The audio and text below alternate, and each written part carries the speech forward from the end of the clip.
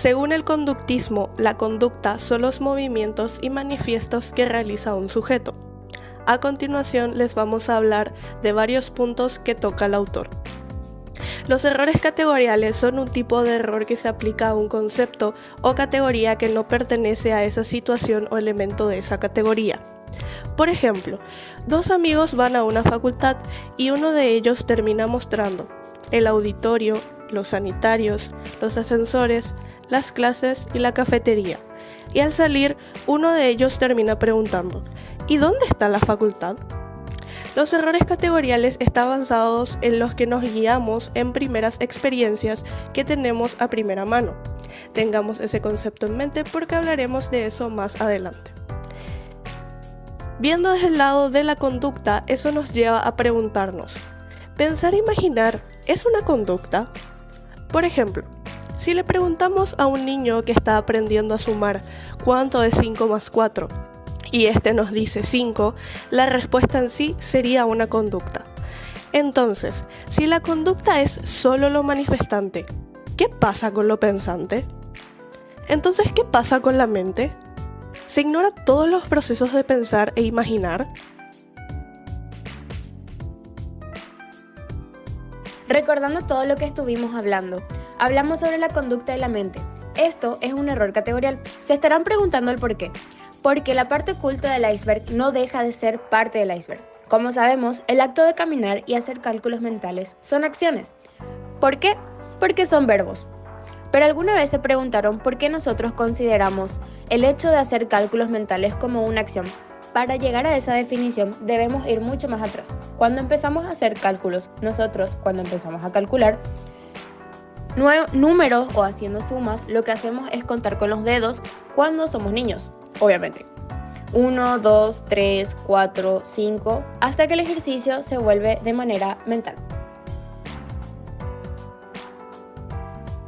Esto mismo ocurre con el ejercicio de la lectura. Un niño cuando está aprendiendo a leer empieza a leer en voz alta. Luego, con la práctica, este ejercicio se vuelve de manera silenciosa.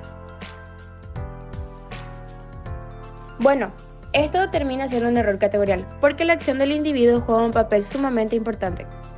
En conclusión, las acciones privadas, aunque no podamos observarlas, no dejan de ser conducta. Con todo lo mencionado anteriormente, el autor nos propone que la conducta es algo relacional. Para entender mejor este concepto, podemos usar de ejemplo a una piedra. Para entenderlo, debemos separar la masa del peso de esta piedra. Como sabemos, la masa es el lugar o la propiedad que tiene esta piedra del lugar que ocupa en el espacio. Pero en cambio el peso depende. Por ejemplo, como sabemos, en la Tierra hay una fuerza gravedad diferente que en la Luna. Entonces, si yo esta piedra la suelto aquí, va a caer con una cierta velocidad que es el peso. Pero en cambio, si yo la suelto en la Luna, va a caer de manera diferente, o sea que va a tener otro peso.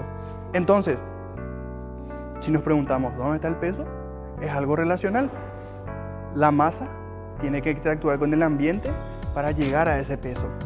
Entonces, por eso el autor dice que la conducta es algo relacional. Entonces, si nos preguntamos ¿dónde está la conducta de un individuo? Sería lo mismo que preguntar ¿dónde está el peso de esta piedra? Pero como dijimos, es algo relacional. La piedra o la masa depende de su ambiente para llegar a la conclusión del peso. Por esto este autor da este ejemplo y dice que la conducta es algo relacional.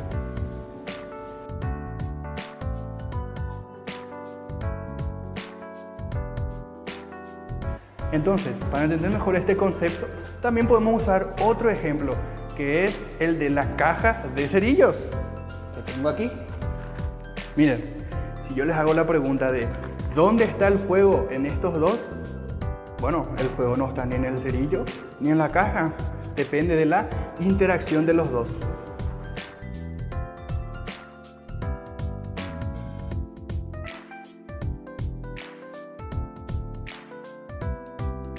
Bueno, entonces, como pudimos ver, el fuego no es una propiedad ni del cerillo ni de la caja, es de la interacción de los dos. Este es otro ejemplo que usó el autor para describir a la conducta. Entonces, con esto en mente, podríamos decir que las personas no tienen amor, sino que aman.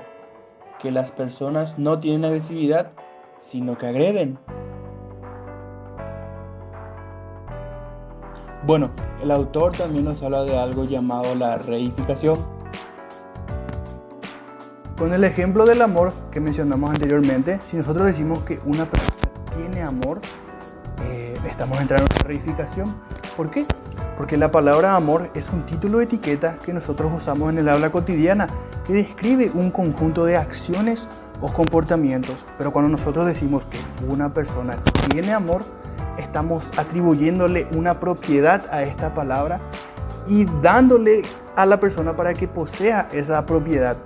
Pero la forma correcta de decir es que una persona actúa de manera amorosa. Y con este ejemplo el autor explica una reificación. Luego el autor introduce otro concepto, el cual es la tautología. Y para explicar este concepto voy a usar una oración que es considerada una tautología. Si yo digo que Juan ama a Patricia porque tiene amor, es una tautología. ¿Pero por qué? Porque la palabra amor, como mencioné anteriormente, es un conjunto de comportamientos o acciones resumidos en una palabra, amor. Pero si yo doy esa palabra amor como una causa del por qué Juan ama a Patricia, es una tautología, porque no explica nada. Ahora hablamos sobre otro tema muy controversial, la generalización imprudente del modelo médico al ámbito de la conducta. Este modelo habla sobre síntomas, diagnósticos o causas, por ejemplo, tuberculosis o gripe. Cuando vemos a alguien estornudar, toser, directamente asociamos y pensamos que tiene dicha enfermedad, más conocida como el modelo bacilo de Koch. Si este modelo es aplicado a problemas psicológicos, nos faltaría una causa. Sería lo mismo decir que si una persona nos agrede, tiene sadismo, pero eso sería una tautología. Ahora, ¿qué es la tautología? La tautología simplemente es redundancia. La persona agrede porque es sádica porque agrede. No existe una explicación, no existe una causa. Otro punto de vista. Una persona que padece fobia, un malestar o un temor intenso al subir ascensores, su familia, amigos o conocidos que conocen, valga la redundancia, su condición, van a preferir no invitarla a esos lugares y evitar en lo máximo posible.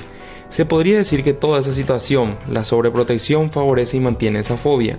Podría ir a terapia y vencer el miedo, pero por consiguiente estaría faltando ese fenómeno que genere dicha sobreprotección. Por ende, es posible que esa persona desarrolle una nueva fobia con el fin de que sus amigos y su familia le presten nuevamente ese cuidado y atención. Por último, llegamos a la metáfora de las gafas, que para mí es la que mejor explica esta teoría. Supongamos que todo el mundo usa gafas de color verde, por ejemplo. Luego viene una persona que presenta unas gafas de color azul diciendo que son las más acertadas y las más convenientes. Por consiguiente, uno se las pone y diría que no corresponde al mundo, ya que asociamos al mundo con el color verde y no con el azul. Lo cierto es que el mundo no es verde, pero asociamos a ese color porque siempre llevamos puestas las gafas de color verde. Los fenómenos siempre van a estar ahí. Los puntos de vista no condicionan la realidad, o al menos no deberían.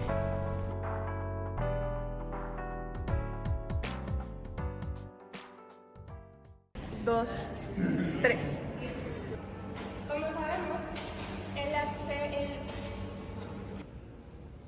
Uno, dos, tres.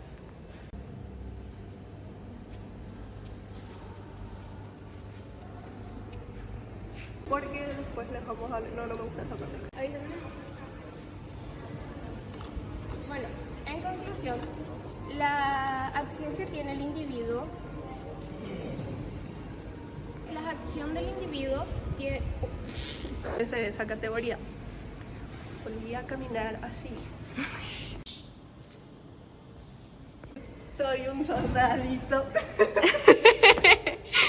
No, corta porque es una torre. Sí, porque pero viste que no quiero decir macanada, ¿sabes por qué?